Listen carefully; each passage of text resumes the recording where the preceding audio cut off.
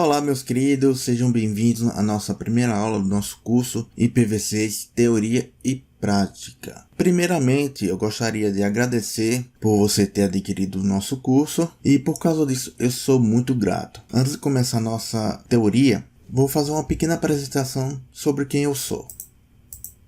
Meu nome é Marcelo Magno. Eu sou formado em administração pela Faculdade 7 de Setembro. Possuo uma especialização em rede de computadores, onde o tema do meu TCC, que foi um artigo, eu abordei a implementação do IPv6 lá onde eu trabalho. Atualmente, eu sou técnico em TI na Universidade do Vale do São Francisco. Nessa nossa primeira aula, eu vou fazer um esboço, Eu vou começar do porquê surgiu o IPv4. Na verdade, eu vou começar um pouco antes, dos motivos que levaram o surgimento, por que ele vai ser abandonado, até o surgimento do IPv6. Por que surgiu o IPv6? Então foi por isso que eu coloquei essa imagem aí que está no slide, O IPv4 evoluindo para o IPv6. Então temos aí a numeração decimal, o formato que o IPv4 adota para o seu endereço, e temos também o endereço típico em IPv6 que adota a numeração hexadecimal. Um pouco mais à frente a gente vai ver o porquê disso, porque o IPv6 adota a numeração hexadecimal. Mas antes de adentrar na teoria do IPv4, eu vou falar um pouco da história da internet. Por que surgiu a internet? O que era a internet naquela época? Então, a internet, ela surgiu em 1969. Só que ela não se chamava internet. Ela começou como um projeto conhecido como ARPANET. Mas o que era ARPANET? Bom, nessa época não dava para fazer as mesmas coisas que fazemos com a internet hoje, porque era um protocolo que se utilizava nessa época, e pela própria tecnologia em computadores naquela época, não havia interface gráfica, também não havia a web.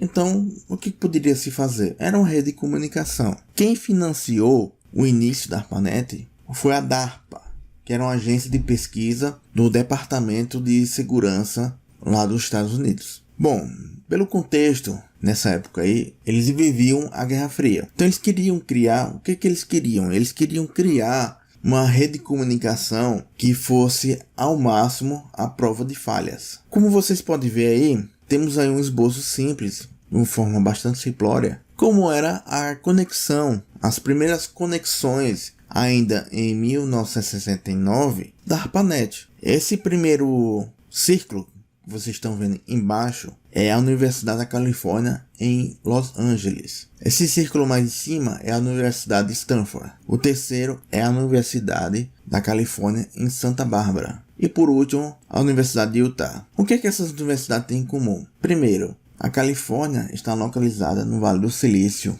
lá nos Estados Unidos, que é bastante conhecida por abrigarem empresas conhecidas por vocês, como Google, Facebook, Microsoft e outras. E essas universidades também são conhecidas por terem centros de pesquisas bastante avançados na área de tecnologia da informação. Cada linha que conecta os círculos são circuitos de comunicação. Então, por exemplo, se o circuito que conecta a UCLA com a Universidade de Stanford se tornasse indisponível ou offline, a Universidade da UCLA ainda estaria conectada em Stanford através da Universidade da Califórnia da Santa Bárbara. Isto é, a rede de comunicação continuaria ativa independente desse circuito tivesse alguma falha, seja por qual motivo qualquer. Seja por um problema interno, visto que essa época os Estados Unidos vivia no auge da Guerra Fria, então eles queriam criar essa rede de comunicação à prova de falhas. Como vocês viram, a internet começou com 4 universidades. Em apenas 3 anos, já haviam 15 universidades conectadas.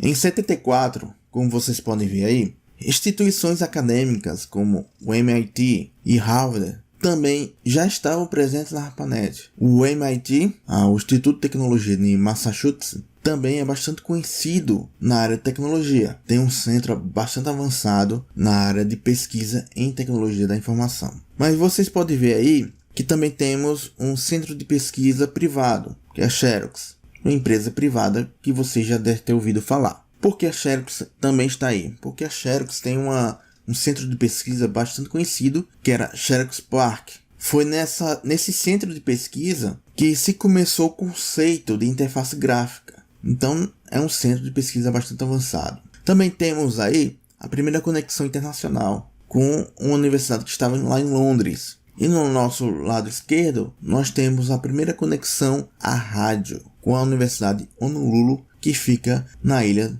do Havaí. Bom, essa era a representação da ARPANET nas primeiras conexões em 74. Como vocês viram, a ARPANET cresceu bastante rápido. Muitas universidades se conectaram nesse novo sistema de comunicação. Então, o que eles queriam? Nessa época, o protocolo de controle de rede era o que estava em vigor na ARPANET. Então eles precisavam de um novo protocolo que suportasse muito mais conexões do que os atuais. Eles fizeram uma projeção, então eles achavam que novas universidades iam se conectar na ARPANET. Então, em 1973, foi iniciado o desenvolvimento do protocolo TCP/IP. Na verdade, ele nem se chamava ainda TCP/IP. Então, o Bob Gunn, da DARPA, esse carinha que você está vendo no lado esquerdo, e no lado direito, o Victor Cerf, de Stanford. Então, eles lideraram um grupo de pesquisadores que vieram pesquisar e desenvolver um novo protocolo que suportasse muito mais conexões, que fosse muito mais robusto para aquela época. Então, em 1981, como vocês podem ver quase 10 anos depois, houve a definição do IPv4 na RFC 791. Então, por que IPv4 e não IPv1 ou IPv2? É porque surgiram esses novos protocolos, né? IPv1, IPv2, IPv3, e eles acharam que precisavam de melhorias, até se chegar finalmente no IPv4, que foi definitivamente o protocolo que deveria ser utilizado na ARPANET. Então, 2 anos depois, o IPv4 foi oficialmente e totalmente operacionalizado na ARPANET. Vocês podem ver que foram 2 anos depois. Por que 2 anos depois e não de uma forma imediata? Porque era necessário treinar os profissionais, atualizar os sistemas operacionais dos computadores que estavam conectados na ARPANET. Então, como vocês podem ver, uma atualização como essa não é feita de uma hora para outra, porque vocês também têm que convencer as pessoas que administravam esses centros de pesquisa a adotar o IPv4 e também treinar essas pessoas para conhecer a teoria e de como implementar, que não é uma coisa fácil, demanda um tempozinho. Só que em 1990, é claro que cada vez mais haviam conexões internacionais na ARPANET. Então, só que em 1990 surgiram os primeiros estudos sobre o esgotamento dos endereços. Então eles fizeram algumas projeções que em pouco tempo os endereços IPv4 iam se acabar. Não haveria mais endereços para todos. Então, em 1991, houve o desenvolvimento da linguagem de hipertexto HTML por T. Berners-Lee, que era um físico britânico que lá no laboratório do CERN foi este cara que desenvolveu o protocolo HTTP, a linguagem HTML, o primeiro navegador, no caso, se não me engano, era Mosaic, também o primeiro servidor web. Por que eu estou falando do HTML, do desenvolvimento do HTML, se não estamos falando sobre isso? Porque com o desenvolvimento do HTML, essa linguagem, que surgiu um novo serviço, que era web, o interesse pela internet explodiu. Tanto que em 1993, a internet passa a ser explorada comercialmente. Então a demanda por conexões à internet explodiu cada vez mais, aumentou cada vez mais. Aqui no Brasil, a internet chegou em 89 pela FAPESP. Em 1995, 2 anos depois do que nos Estados Unidos, a internet foi liberada para ser comercial. Quer dizer que as pessoas poderiam pagar um provedor para se conectar à internet. Portanto, a demanda por endereçamento IP aumentou bastante. Só que era um número bastante limitado para aquela época. O IPv4 foi definido em 81. E ele foi projetado levando em consideração aquela época. E ele começou, lembrando que ele começou a ser desenvolvido nos anos 70. Então, os requisitos que levaram em consideração para o desenvolvimento desse protocolo eram totalmente diferentes dos requisitos que temos hoje. Portanto, começou a haver o início da escassez dos endereços IPv4. O primeiro motivo foi esse que eu falei. Então, o IPv4 ele foi projetado para uma época completamente diferente da nossa. Isso fazendo com que uma tecnologia tão antiga não seja adequada para os dias atuais. Então vamos lá, por que o IPv4 se tornou tão escasso os endereços? Primeiramente, no IPv4 ele reserva 32 bits para o endereçamento, então isso dá um pouco mais de 4 bilhões de endereços. Bom, mas só isso não é suficiente. O primeiro deles é que houve uma divisão muito ineficiente. Eles dividiram os endereços por classe. Só que essa divisão não foi eficiente, ela foi bastante ineficiente. Eles fizeram o seguinte, dividiram em 5 classes, e as classes A, B e C era para internet pública, a classe D para multicast e a classe E foi reservada para uso futuro, só que esse futuro nunca chegou, quer dizer que a classe E nunca foi utilizada para nada e provavelmente nunca será utilizada. Então, por que eles dividiram por classes? Primeiramente, eles dividiram A, B e C para a internet pública, quer dizer, eles dividiram para serviços e objetivos diferentes. A classe D para multicast, que no IPv4 eu vejo como é raro você ver a utilidade prática para multicast. A gente vai ver isso um pouquinho mais para frente, tá? E a classe E, que foi reservada uma grande quantidade de endereços que nunca foi utilizado. Também é um grande problema que gerou desperdícios no IPv4. Bom, temos aí a anatomia do endereço IPv4. O que é o endereço IPv4? O endereço IPv4 é formado por 4 grupos com números decimais, onde cada grupo ele pode começar com 0 até 255. Esses grupos são separados por pontos e temos aí um típico endereço classe C do IPv4 na notação decimal pontilhada, porque são números decimais. Na literatura você vai encontrar que esses grupos são chamados de octetos. Por que octetos? E por quê? Porque eles ocupam exatamente 8 bits, por isso o nome octeto. Então, na internet pública, o primeiro octeto ele vai variar sempre de 0 até 223. Toda vez que você vê só o primeiro grupo variando de 0 a 223, então é um endereço que foi destinado para a internet pública, que vai fazer parte de uma das classes A, B e C. Na classe D, o primeiro grupo ele vai variar de 224 até 239. E a classe E varia entre 240 até 255. Como eu falei, a classe E nunca foi utilizada e provavelmente nunca será. Então, nesse nosso primeiro quadro aí,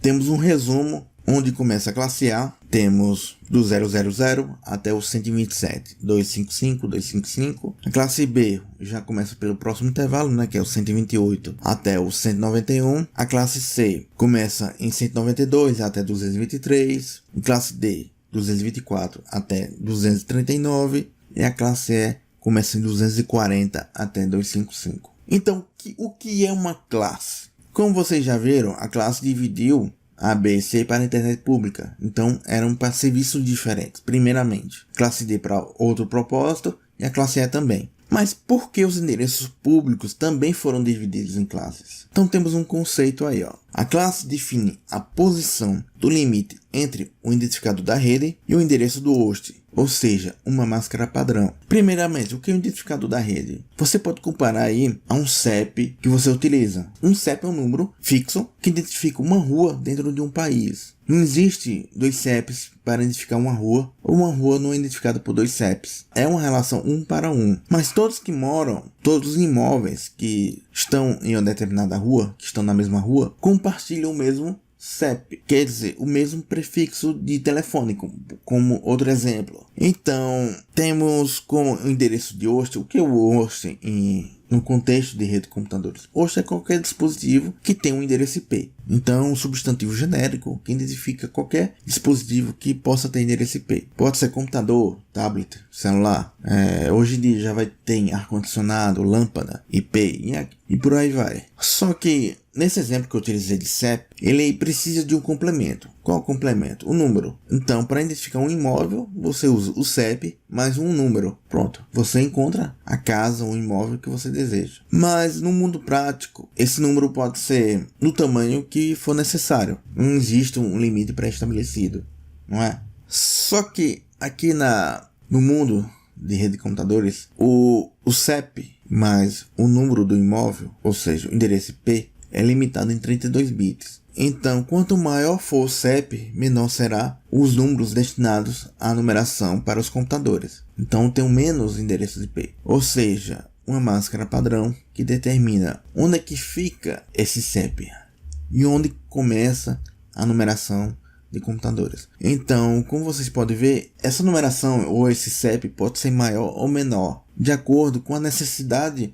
na instituição. Então foi por isso que os endereços IP foram divididos por classes, para que quando o administrador de rede ou técnico visse o primeiro octeto, conseguisse identificar por qual classe ele pertencia e qual era a sua máscara padrão. Então, na classe A, que ela começa com 0, o primeiro bit é fixo em 0. Os outros bits podem variar. Então, o último endereço possível nessa classe é o 127.255.255.255. E sua máscara padrão, que determina qual é a parte do endereço que identifica uma rede por completo, é o 255.000. Isso significa que o primeiro octeto é destinado para identificar uma rede como um todo. Então, os primeiros 8 bits têm essa função. Eu consigo identificar uma rede como um todo. Então, qualquer alocação de endereços nessa faixa, eu poderia ter 16 milhões de endereços IPs. Só que nessa faixa da classe A, eu só posso ter 128 redes. Só que a gente vai ver um pouquinho mais na frente que o primeiro e último endereço foram reservados para outros propósitos. Então, uma instituição ou organização que obtivesse uma alocação de um endereço na classe A, ela teria para endereçar mais de 16 milhões, quase 17. Porém, é muito raro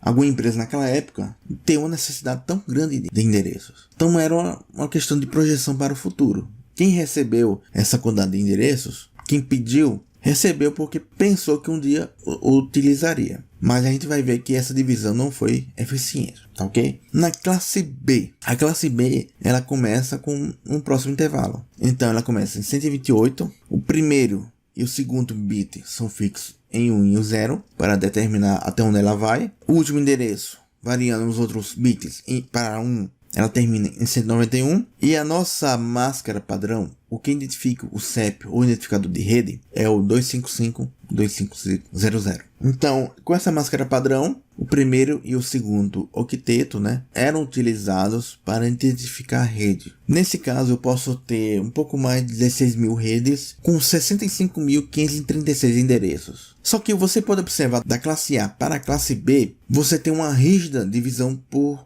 endereços, ou seja, a máscara é bastante rígida, ou é 8 bits para identificar que o primeiro octeto é usado para identificar a rede. Já na classe B ela pula para 16 bits. Você vê que essa divisão é muito rígida. Isso fez com que muitos endereços foram desperdiçados, porque se eu tivesse uma necessidade de, 100 mil computadores, fosse uma empresa grande, então eu precisaria de um endereço da classe A. Só na classe A já pula para 16 milhões. Já está na casa dos milhões de endereços. Então ele dá um pulo muito grande. E na classe C? Na classe C, ela inicia no próximo intervalo, No caso, em 192. Os 3 primeiros bits são fixos e o último endereço é o 223. Sua máscara padrão, ele também dá um novo pulo, No caso, o primeiro, o segundo e o terceiro grupo ou octeto é utilizado para identificar a rede. Neste caso aí, eu posso ter 2 milhões, um pouco mais de 2 milhões de redes com 256 endereços. Aí o que vocês podem ver é o seguinte, a classe C aí já é muito pequena para muitos casos. Nós temos muitas empresas com certeza com mais de 256 computadores. Então, o que havia? Se eu tenho necessidade de, por exemplo, 500 endereços, então eu recebia um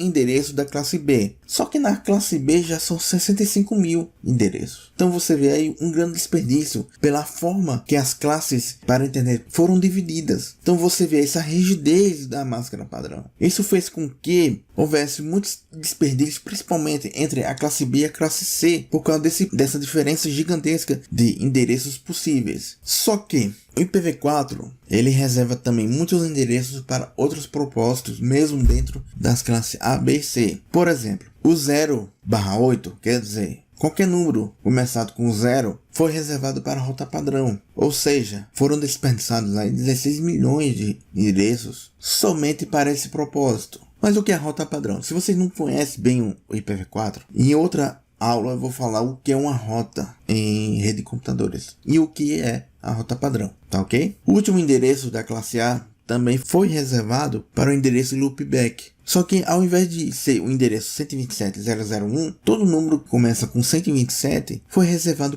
também para esse propósito. Então foram dispersados mais 16 milhões de endereços IPs. Mas o que é o endereço loopback? O endereço loopback, que é o 127.0.0.1, é o endereço que referencia a própria máquina. Então qualquer computador com IPv4 habilitado, se você der um ping ou tentar se comunicar com 127.0.0.1, ele está se comunicando com a própria máquina. Isso é muito importante, porque em alguns serviços web, por exemplo, que está instalado na própria máquina, eu preciso acessá-la. Se essa máquina não tiver um endereço IP, eu posso acessar por 127.0.0.1. Porque é o endereço que está na própria máquina, em todos os sistemas operacionais, inclusive em celulares tablets. Qualquer dispositivo que tenha o IPv4 implementado, o 127, esse endereço 127.0.0.1, sempre referencia a si mesmo. Também temos outros endereços reservados. Temos aí o link local ou a pipa, que para esse propósito é reservado o bloco de endereços começado com 169.254.0.0/16.